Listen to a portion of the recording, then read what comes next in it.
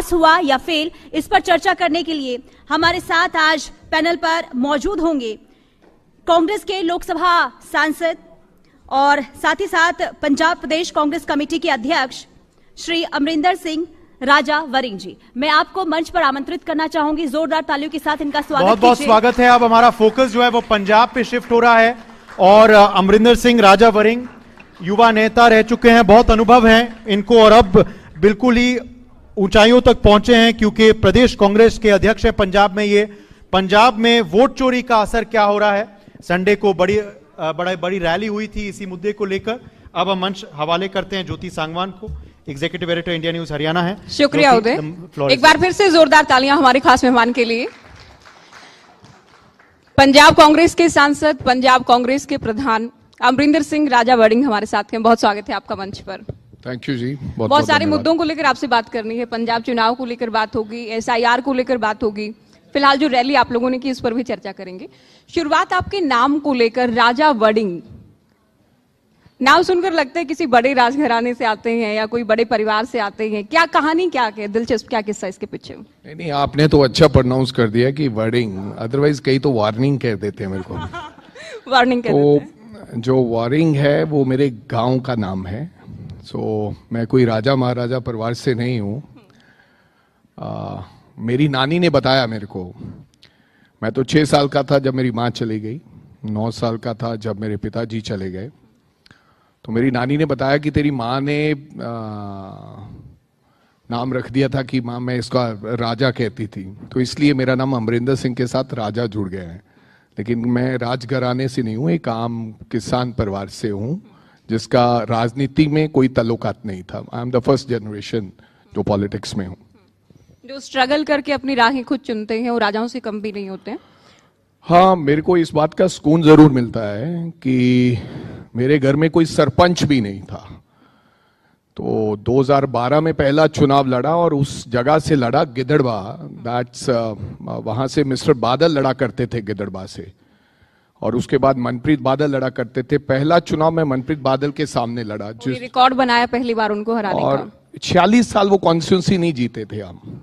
After 46 years वो चुनाव हम जीते और फिर मैं लगातार वहां से 3 बार विधायक रहा, मिनिस्टर रहा। अभी हम बिकॉज वो लुधियाना के सांसद जो थे बिट्टू जी, बेअंत सिंह जी के ग्रैंडसन, वो पार्टी छोड़ के चले गए। He was a 3rd time member of parliament from Ludhiana. तो राहुल जी ने कहा कि भाई लड़ना पड़ेगा चुनाव, तो मैं जाके लड़ा। तो भगवान की कृपा से मैं चुनाव पार्लियामेंट में लड़ना नहीं चाहता था, बट कंटेस्टेड पार्लियामेंट एंड भगवान की कृपा हुई तो मैं जीत गया। तो ये मेरा सियासी सफर है। मेरे को याद है, was all India youth Congress president, क्योंकि 2008 में राहुल गांधी जी ने एक नया मॉडल लेकर आए थे। उन्होंने कहा था कि अपनी ही पार्टी में चुनाव कराऊंगा। नए वो उन्होंने यूथ कांग्रेस का प्रभार संभाला था। मैं तब स्पोक्स पर्सन हुआ करता था ऑल इंडिया यूथ कांग्रेस में इन 2005। 2008 में चुनाव हुआ यूथ कांग्रेस का, that was a pilot project Punjab के अंदर। मैं, बिट्टू जो अभी सांसद हैं, रेलवे मिनिस्टर हैं, तो हम सब लोग चुनाव लड़े। तो राहुल जी चाहते थे कि आप चुनाव लड़ो, आपका विजन क्या हो, और खुद उस मंच पर आए थे। तो हमने अपनी अपनी बात कही कि कैसे हम आगे बढ़ाएंगे, क्यों हम राजनीति में हैं। तो वोटिंग हुआ, डेलीगेट्स बने, मेंबरशिप हुआ, जैसे अमेरिका स्टाइल। बट आज भी वो चल रहा है पूरे देश के अंदर। यूथ कांग्रेस में चुनाव चल रहे हैं। उनका ये मकसद था कि मैं चाहता हूं कि नेता पुत्र नेता नहीं बने। ये ना हो कि चमचा। वो खुद तो बने हैं। फिर परिवारवाद को लेकर तो बीजेपी आप लोगों को घेरती ही है। मैं उसमें भी आपको कहना चाहता हूं कि केवल नेता पुत्र होने के नाते राहुल गांधी पॉलिटिक्स में नहीं है। अब मेरा बेटा हो सकता है उसको ये मंच मिले कि ऑलरेडी उसका बाप 3 बार का MLA और मिनिस्टर है, और वो हो सकता है डॉक्टर का बेटा भी डॉक्टर बनता है। तो राहुल गांधी, अगर आप ये कहें कि केवल नेता पुत्र से बने हैं, तो ये गलत बात है। मेरे को लगता है कोई ऐसा कहे, जितना हार्डवर्क राहुल गांधी करते हैं और जैसे उन लोगों ने देश के लोगों के साथ राहुल गांधी खड़े हुए और मेरे जैसे हजारों लाखों नौजवानों को उन्होंने आगे बढ़ने का अवसर दिया। 43 साल की उम्र में मेरे को PCC का अध्यक्ष बना दिया। जब इतने बड़े दिग्गज नेता पंजाब के अंदर और भी हैं, लेकिन एट द एज ऑफ 43 मैं 4 साल से पीसीसी हूं।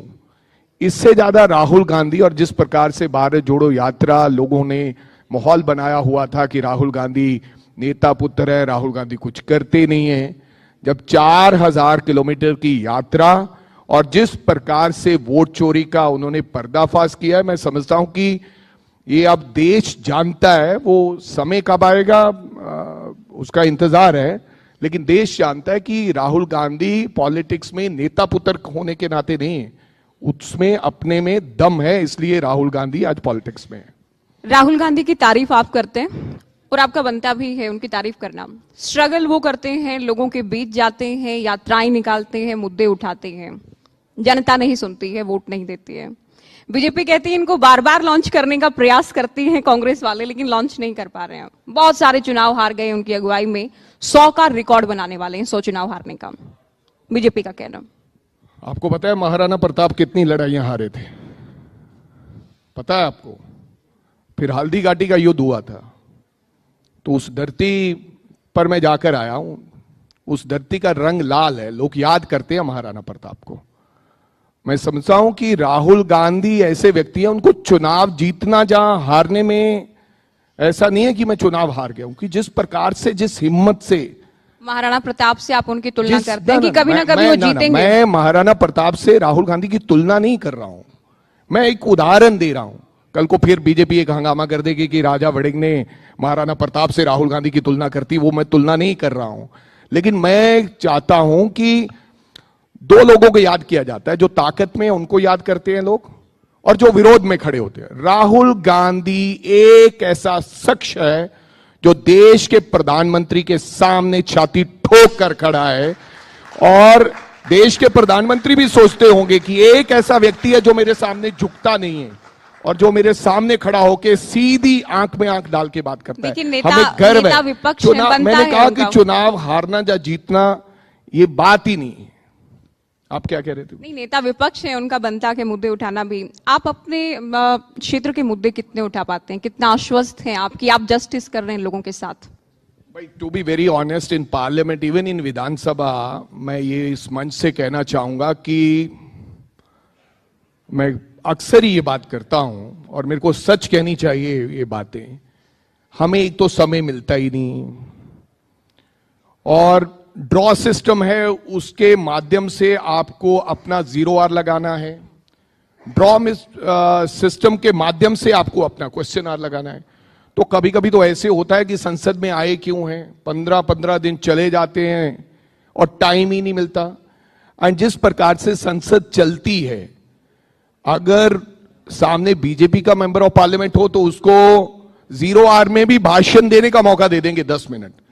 अगर हमारे 0 आर कभी निकल आए, वैसे तो आता ही नहीं है, तो अगर आ भी जाए ड्रॉ में, तो हमें आधे मिनट में चुप करा दिया जाता है।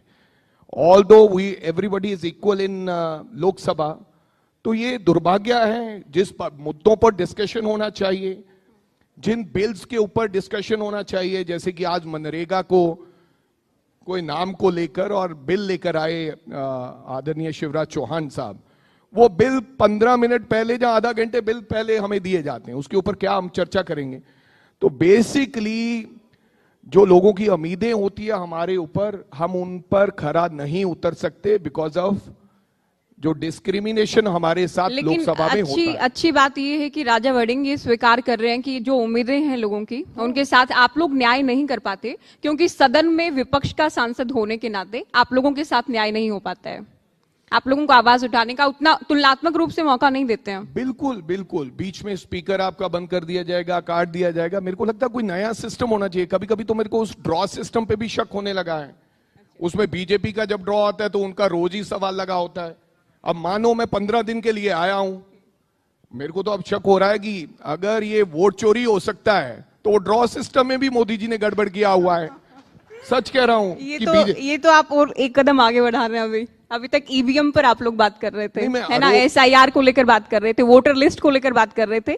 अब जो प्रश्न निकालने का ड्रॉ सिस्टम है। निशिकांत दुबे को सुनते हैं रोज, उसका कारण क्या है?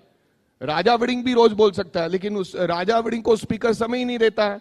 जो भी बात होगी अगर कंडेम करना होगा, अच्छा भी वो हाथ उठाएगा तो निशिकांत दुबे बोलेगा आधा घंटा, हम चिल्लाते रहेंगे, कैमरा उन पे ऊपर है। आपको लगता है कि कांग्रेस परफॉर्म नहीं कर रही है, लेकिन कैमरा लोगों को दिखाया नहीं जाता है। हाँ आप लोगों को ना तो दिखाया जाता है ना आप लोगों को सुना जाता है, ये आप कह रहे हैं। जी। पंजाब पर आ जाते हैं, क्योंकि चुनाव करीब है, किस तरह का माहौल, आपके कंधों पर बड़ी जिम्मेदारी है पंजाब कांग्रेस इकाई की। तो बात यह है कि जो पंजाब का माहौल है वो इस बार जो संसद के चुनाव थे 13 में से 7 सीट पर हम जीत कर आए। कॉरपोरेशन में हम ऑपोजिशन में हैं, लेकिन हमारी अच्छी भूमिका रही। पंचायत चुनाव में हमारी अच्छी भूमिका रही। और जिस प्रकार के आज पंजाब के हालात हैं, लोग इंतजार कर रहे हैं कि कब चुनाव हो और कब कांग्रेस पार्टी वापस आए। उनको ये लगने लगा है कि कांग्रेस पार्टी ही एक ऐसी पार्टी है जो पंजाब का भला सोच सकती है और पंजाब के लोगों को और नौजवानों को आगे लेके जा सकती है। तो अच्छा माहौल है और मेरे को लगता है अवश्य रूप में हम पंजाब के अंदर सरकार बनाएंगे। बॉर्डर स्टेट है, बहुत सारी परेशानियां भी हैं, कानून व्यवस्था भी एक बहुत बड़ा मुद्दा पंजाब के लिए। देखो, वो बॉर्डर स्टेट्स हैं, हालांकि बीएसएफ का यानी कि बॉर्डर सिक्योरिटी फोर्सेस का एरिया बढ़ाकर 50 किलोमीटर कर दिया फ्रॉम बॉर्डर टू एनीवेयर। तो पंजाब एक छोटा स्टेट है, लेकिन ड्रग्स सबसे ज्यादा है, बॉर्डर के पार से ड्रग्स आता है, गैंग वॉर सबसे ज्यादा है, क्योंकि ड्रोन से हमारे वहां पर वेपन्स सप्लाई किए जाते हैं। और ये मेरे को जो लगता है ये सरकारों ने बनाया हुआ एक खेल है। उदाहरण के तौर पर एक नामी गैंगस्टर है जिसका नाम है लॉरेंस बिश्नोई, जिसने सिद्धू मूसेवाला को मारा था। हर रोज वो अपने फेसबुक पे डालता है कि फला बंदा, कल भी एक कबड्डी प्लेयर दिन दहाड़े कबड्डी खेलता हुआ पूरे स्टेडियम में मारा गया शाम को 4 बजे इन मोहाली। तो फिर गैंग जो होता है, गैंगस्टर होते हैं, वो जिम्मेदारी लेते हैं। मैंने संसद में यह बात कही कि लॉरेंस बिश्नोई को पहले हम पूछताछ के लिए पंजाब लेकर आते थे, जो भी ऐसी घटनाक्रम होता था। अब गुजरात स्टेट ने सरकार ने एक नियम बना दिया है कि अब लॉरेंस बिश्नोई को पूछताछ के लिए पंजाब लेके नहीं आ सकते, या किसी स्टेट में नहीं लेके आ सकते। ऐसे में कभी कभी लगता है कि कौन उनको शेल्टर कर रहा है। अगर जेलों से नेटवर्क, देश के गृह मंत्री कह रहे हैं कि हमने ये कानून बना दिए, वो कानून बना दिए, पंजाब की सरकार तो इसमें नाकाम है ही है।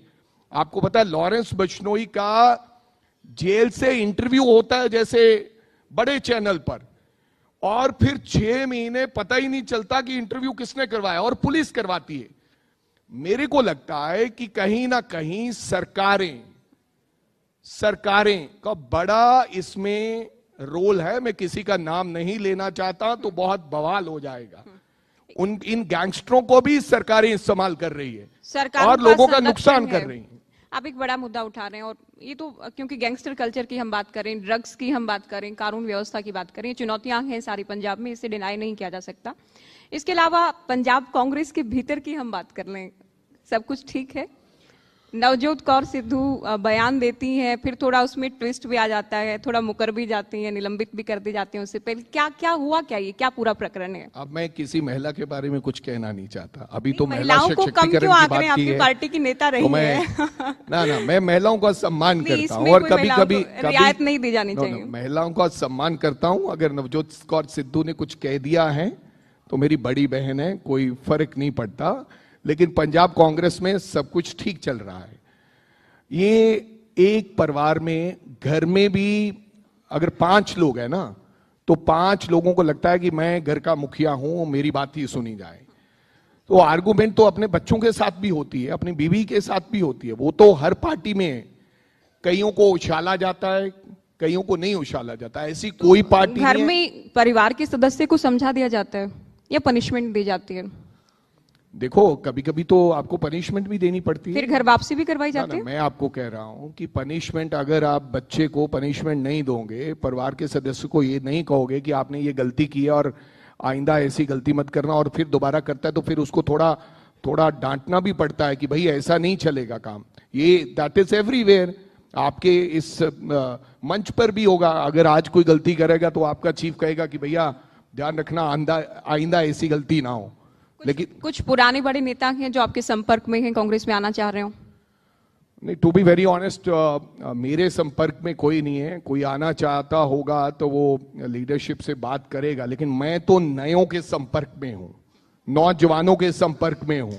मैं चाहता हूं कि नौजवान आने वाले चुनाव में 117 सीट है हमारे वहां पर, 70 सीटों पर वो चुनाव लड़ें जो पहली बार चुनाव लड़े होंगे। ऐसे लोग जो लोगों की तकलीफें जानते हो, जैसे मेरे को राहुल गांधी लेकर आए हैं, और मैं भी चाहता हूं कि अगर मैं नॉन पॉलिटिकल फैमिली से आया हूं, ऐसे लोगों को मैं आकर खड़ा करूं जिनके ऊपर लोग विश्वास जताएं, जो लोगों की हर रोज की परेशानियों से वाकिफ हों और उनसे खड़े होकर बातचीत करके उनका समाधान करें।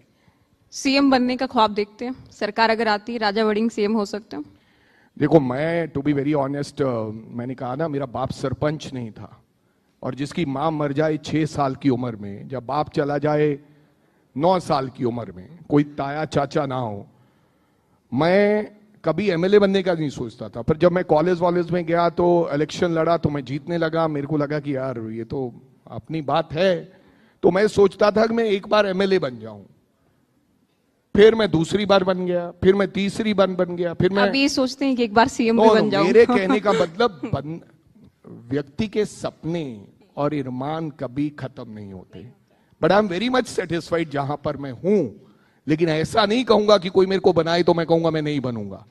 लेकिन हाँ मौका मिला तो जाहिर है जरूर बनेंगे, कोई भी बनना चाहेगा, है लेकिन ना? राहुल गांधी ये कहें और कांग्रेस पार्टी कहे कि 3 बार चुनाव लड़ चुके हो, 4 बार, अब आगे से चुनाव नहीं लड़ोगे, पार्टी की सेवा करोगे, तो राजा वड़िंग वो भी हंसकर उसको मानेगा कि मेरे बॉस ने पार्टी के सच्चे सिपाही के तौर पर काम करेंगे। अंतिम सवाल आपसे, मुकाबला आप आम आदमी पार्टी से देख रहे हैं या फिर बीजेपी कुछ नया कर सकती है पंजाब में? बीजेपी का कुछ नहीं है, एक सीट आई है 117 लेकिन में। आप लोग भी को कंफ्यूज करते रहते हैं, कहीं मिलकर लड़ लेते हैं आप लोग, कभी इंडिया अलायंस का हिस्सा बन जाते हैं, कभी अलग अलग। पंजाब में तो है ही अलग अलग आप लोग।